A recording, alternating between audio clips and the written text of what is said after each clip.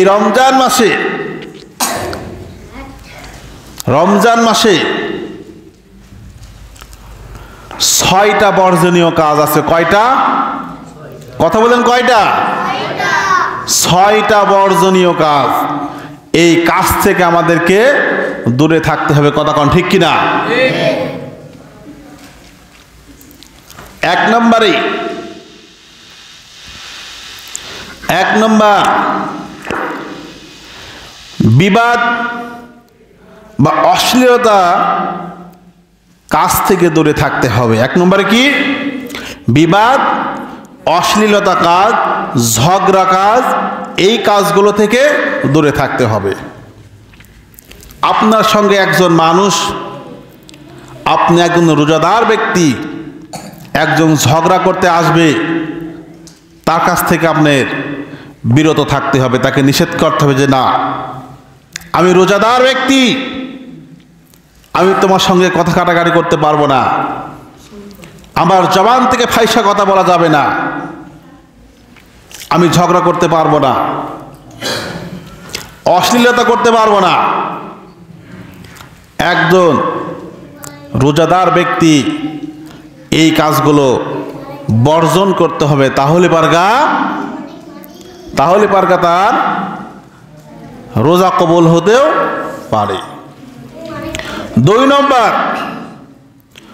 অনর্থক কথাবার্তা বলা, অযথা, যেখানে কথা বলার কোনো প্রয়োজন নেই, অপ্রয়োজনীয় কথাবার্তা বলা, খারাপ কথাবার্তা বলা, যেই কথা বললে মানুষ কষ্ট পাবে, যেই কথা বললে মানুষের ক্ষতি হবে, এই অনর্থক কথা বলার কোনো প্রয়োজন, কথা কানে আছে? কোনো প্রয়োজন নেই। এই অনর্থক কথা অযথা বলার কোনো দরকার নেই। বিশেষ করে এই রমজান মাসে, অন্য মাসেও যাবে না, কিন্তু এখানে স্পেশালি রমজান মাসে যিনি রোজাদার ব্যক্তি হবে, তিনি অযথা এই অনর্থক কথা বলা যাবে না। 3 নম্বরে মিথ্যা কথা বলা যাবে না। মিথ্যা কথা বলা যাবে? কথা কানে কোনো যাবে? আল্লাহ ডাজ নট লাইক লার। আল্লাহ মিথ্যাবাদীকে অপছন্দ করে। কথা কোন ঠিক কিনা? মুনাফিকের লক্ষণ 3টি। 1 নম্বর কি? যিনি মিথ্যা কথা বলে। 1 নম্বর কি? যে মিথ্যা কথা বলে। এই মিথ্যাবাদীকে মুনাফিক বলে। আর এই মুনাফিকের স্থান সরাসরি জাহান্নামে। কথা বলেন ঠিক কিনা? আমাকে আপনাকে সবসময় মনে করতে হবে যে আমি রোজাদার ব্যক্তি, আল্লাহ পছন্দ করে। এই মিথ্যা কথা বলে তিনি মুনাফিক হবে। আমি রোজাদার ব্যক্তি, আমি আল্লাহর হুকুম পালন করি, আমার এই জবান দ্বারা আমি কখনো মিথ্যা কথা বলবো না। কথা কোন ঠিক কিনা? এর কথা ওর কাছে লাগানো, ওর কথা ওর কাছে লাগানো, বললো 1 শুনলো 2, আর এক জায়গায় যায় বললো 3। এইরকম মিথ্যার প্রলোভন করলে তার এই রোজা কবুল হবে না। এই মিথ্যা কথা বলাটাকেও আমাদেরকে বর্জন করতে হবে। কথা কোন ঠিক কিনা? নাম্বার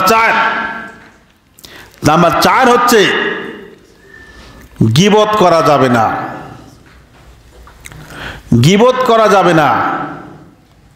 বুখারীর বর্ণনায় যেই ব্যক্তি গীবত করে, একজন অন্যজনের নিয়ে সমালোচনা করে, গীবত করে, ওই ব্যক্তির আমল সব ধ্বংস হয়ে যায়। কথা কোন ঠিক কিনা?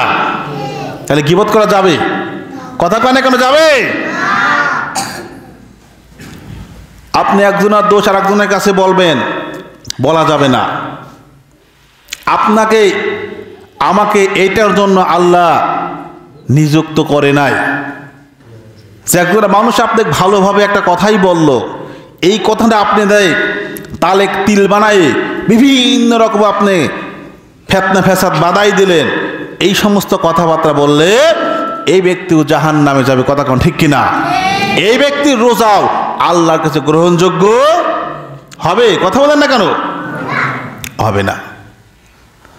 এই জন্য গীবত থেকে অনেক সচেতন থাকতে হবে। আল্লাহ তাআলা কোরআনের ভিতরে বলছেন, যেই ব্যক্তি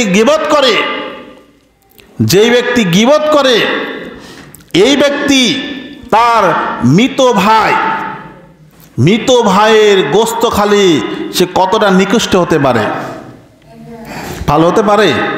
হ্যাঁ, নিকৃষ্ট চাইতে নিকৃষ্ট এইরকম হবে ওই ব্যক্তি যে গীবত করবে এই মৃত ভাইয়ের গোস্ত খাওয়ার সমান। নাউজুবিল্লাহ বলবেন না? তাহলে গীবত করা যাবে? কথা বলেন কেন যাবে? গীবত কেউ করবেন না, পরনিন্দা কেউ করবেন না। যদি পারেন তার গুণবাচক নিয়ে সমালোচনা করেন, আলোচনা করেন, গুণবাচক নিয়ে আলোচনা করেন, সমালোচনার দরকার নেই, এতে করে ভালো। কিন্তু যখনই আপনি গীবত করবেন তখনই আপনি ওই যে মৃত ভাইয়ের গোস্ত খাওয়ার সমান অপরাধী হয়ে যাবেন। কথা কোন ঠিক কিনা? 5 নম্বর,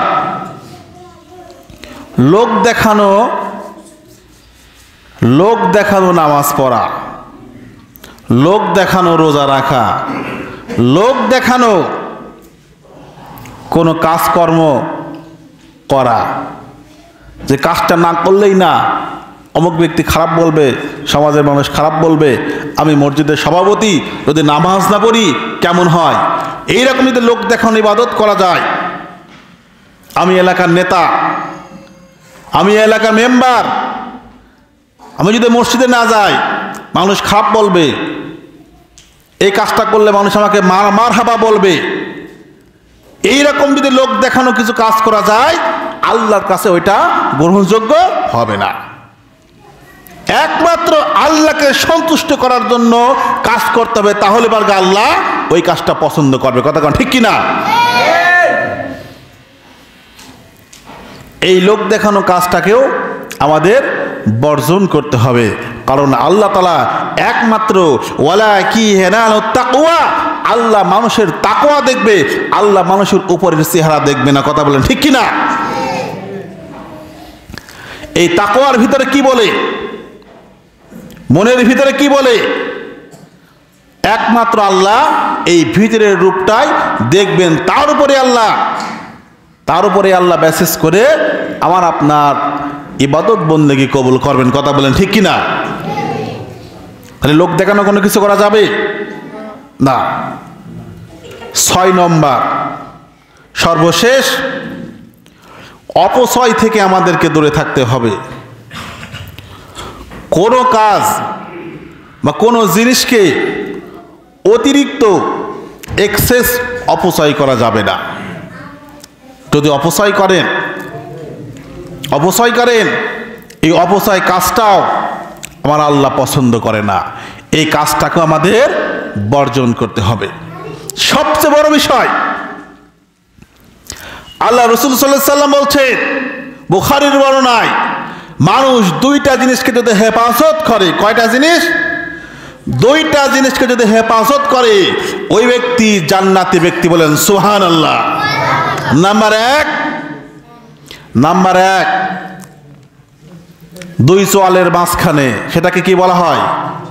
কথা বলেন না এখন, কি বলা হয়? আপনারা জানেন না কি বলা হয়? ভয় পাচ্ছেন নাকি বলতে? ভয়ের কোনো কারণ নেই,